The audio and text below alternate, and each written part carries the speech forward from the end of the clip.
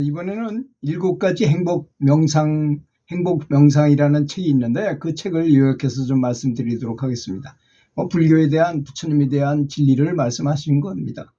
부처님께서는 자신의 깨달음을 사성제라는 거 있잖아요. 고진멸도 간단하게 요약해서 말씀하셨어요. 초기 경전은 이렇게 다 쉽습니다. 알아듣기 쉽고 간단 명료하죠. 첫 번째, 인생은 공경과 고통으로 가득 차 있다는 것이 고를 말하시는 거잖아요. 즉, 두 번째는 모든 고통의 원인을 가만히 바라보니까 탐욕을 가지고 집착하는 것이더라는 것입니다.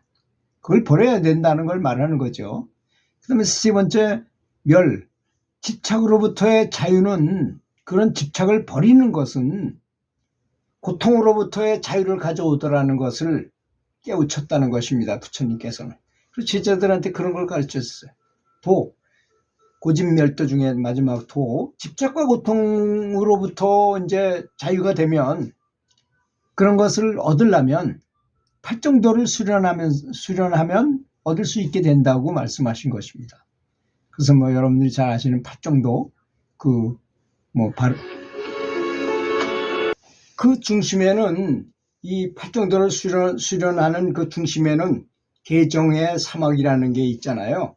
그 개정의 사막이라는 것은 우리 삶에서 고통이나 불행의 크기는 내가 얼마나 무엇을 갈망하는가, 욕심을 가졌는가, 집착하는 거하고 비례하더라는 것이죠. 그리고 얼마나 소유를 많이 하느냐에 따라서 그 사람이 부자니까 아주 행복할 것 같지만, 많이 가진 사람은 그걸 지키기 위해서 또 고민을 엄청나게 해야 되는 것입니다. 그 차이를 반영하는 것입니다. 갈망하는 것은 감정적인 번뇌를 일으키며 그것을 채울 수 없을 때 심한 고통을 낳는다는 것입니다.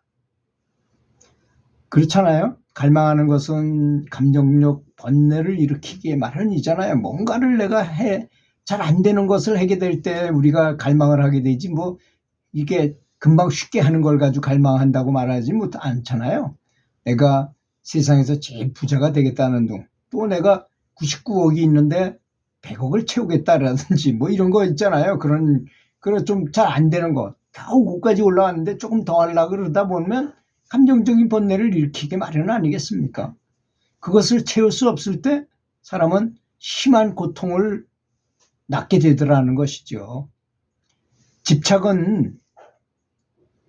그렇게 집착하는 것은 사람으로 하여금 보잘것없는 쾌락에다가 묶어두고 위대한 마음의 행복한 기쁨을 가질 기회를 빼앗아갑니다.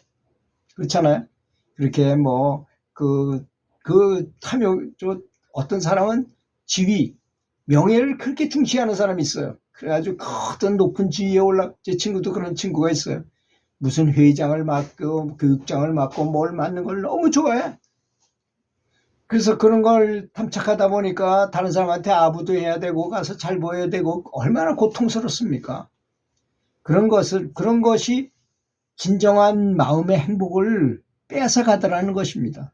부처님께서 보시니까 아무리 가벼운 집착이라도 매어있는 영혼은 그 집착이 지속되는 한 부처님께 도달할 수 없다는 것입니다. 그래서 이게 참 놀라운 일이에요. 무려 13살에 연불 시작해가지고 83세에 돌아가셨으니까 딱 80년 동안을 연불을 그렇게 열심히 한 보살님이 이제 존염연불을, 중국에는 중국 예약입니다. 중국에는 존염연불이라는 게 성행해요. 우리는 장엄연불이라고도 하고 그러는데 존염연불이라고 말을 하는데 죽은 사람을 위해서 기도해 주는 거죠. 그러면 이 사람이 극락왕생 가기가 좀 어렵지만 많은 사람이 모여서 도와주니까 지장경에 보면 7분의 1은 죽은 사람한테 가고 7분의 6은 우리 연불을 하는 사람한테 간답니다. 연불을 해주면, 남을 위해서 해주면. 그러니까 7분의 1이 엄청나게 많은 사람이 모여서 한다면 그분이 극락왕생하기 쉬울 거 아니겠습니까? 근데 그 중에는 사람이 많다 보니까 영안이 열린 사람이 반드시 있기 마련은 아니겠어요?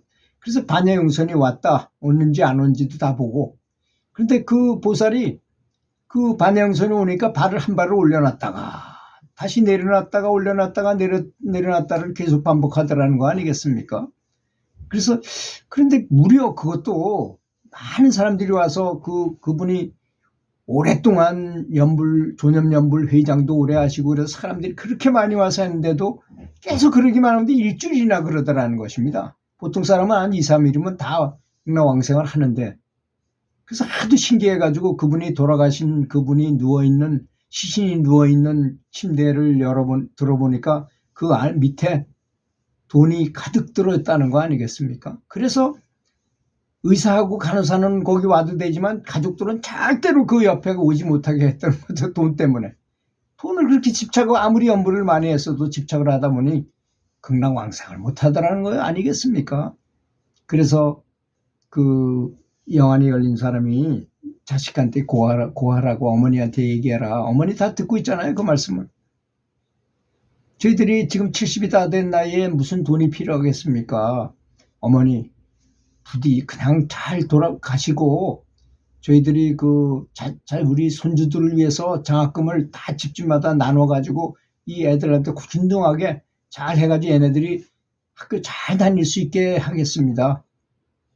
그러니까 어머니는 전혀 걱정하지 마시고 부디 극락왕생 하세요. 그렇게 말한 다음에 2시간 후에 그 반야영산에 올라가지고 극락왕생을 했다는 것입니다. 참 그러니까 아무리 오랫동안 연부를 해도 소용이 없잖아요. 이 말씀을 들어보면 참 중요한 이야기라고 생각합니다. 행복이라는 것은 집착을 키우는 데에 있는 것이 아니고 탐욕이나 집착을 줄이면서 딱 단념하는 데 행복이 있다는 것입니다. 또 탐욕과 집착으로부터의 자유는 고통으로부터의 자유를 가져오게 되더라는 것입니다. 우리가 소유하고 있는 것을 받아들임으로써 만족함으로써 집착을 포기할 수만 있다면 그 간격은 해소될 것이고 불행도 끝날 것이며 행복해질 것이라는 것입니다. 위대한 포기를 한 사람만큼 행복한 사람은 없습니다. 이 책에서 나온 내용이 제 의견이 아닙니다. 그러니까 위대한 포기를 모든 포기를 했다 이거. 여러분 이 포기라는 말을 잘못 들으면 안 됩니다. 내 재산을 다 포기하면 이런 거 아니에요.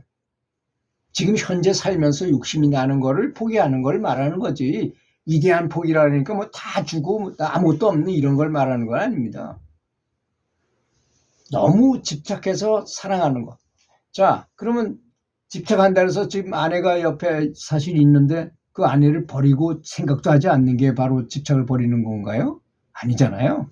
사랑할 건 더 사랑해주고 해주고 다 해주면 오히려 집착이 없어져요. 사람이라는 것이. 내가 미련이 남았을 때 집착하는 것이. 위대한 포기는 그런 걸 말하는 것입니다. 그러므로 탐욕으로부터 자신을 해방시켜라. 탐욕은 빈곤일 뿐이다. 이건 마호메드가 한 얘기입니다. 마호메드가 한 말을 다시 한번 읽어드리면 위대한 포기를 한 자만큼 행복한 자는 없다. 그러므로 탐욕으로부터 자신을 해방시켜라. 탐욕은 빈곤일 뿐이다. 이렇게 마호메드가 얘기했어요.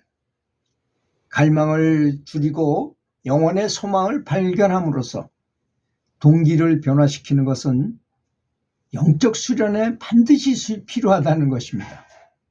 이것이 제가 이제 본 그 7가지 행복 명상에서 본 내용이었었는데 다 부처님의 말씀이죠. 부처님의 말씀을 가지고 명상하는 것에 대해서 이 사람이 글을 썼으니까 이렇게 말을 했다는 것입니다.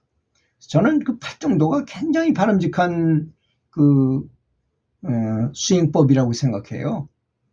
그래서 그 팔정도의 그 의지대로 거기서 나온 그 생각대로 바른 생각을 하고 바른 정진을 하고 바른 직업을 갖는 것도 굉장히 중요한 일입니다. 뭐 살생업에 종사한다든지 이러면 그것도 업을 짓는 일이잖아요.